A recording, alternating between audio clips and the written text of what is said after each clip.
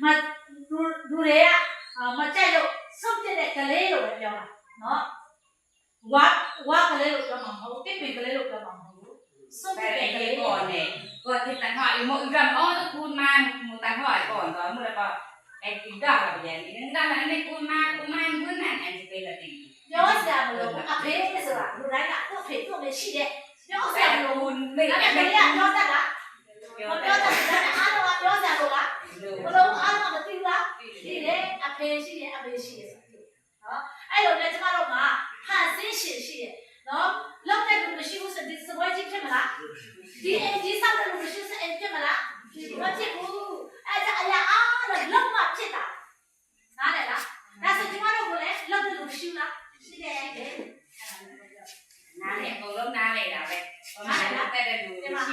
မတို့နားမလဲဘူးနားဘူးကနားလေတယ်နားလေဆိုတော့ဘာလို့ဆက်ဆက်ဟုတ်ပြီနားလေနား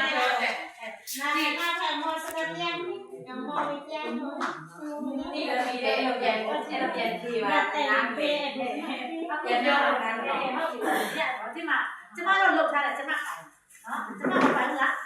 ကျဲစုပ်ပြလို့မရလားစုပ်ပြလို့ရတယ်လို့ကျဲတယ်နော်ကျမပိုင်ကျမကြိုက်တယ်လို့လို့ရဒါပေမဲ့ဒီခါကကျမပိုင်လားမပိုင်ဘူးဘာတိတ်ချုံးစတဲ့ရဒီမလားစမှုစနာရအဲ့ဒါပိုင်ရှိမရှိဘူးလားပိုင်ရှိမရှိဘူးလားရှိတယ်အဲ့ပိုင်ရှိစကားတော့အောင်လည်းညနဲ့ရုပ်ပေးလိုက်နားလေလားไปတော့ဘုရားကျိုးအဲ့เป็นแฟนกับကျိုးအဲ့ကပြေเป็นตัวအဲ့เป็นကตัวအဲ့မြင်ဒါကဲမှာ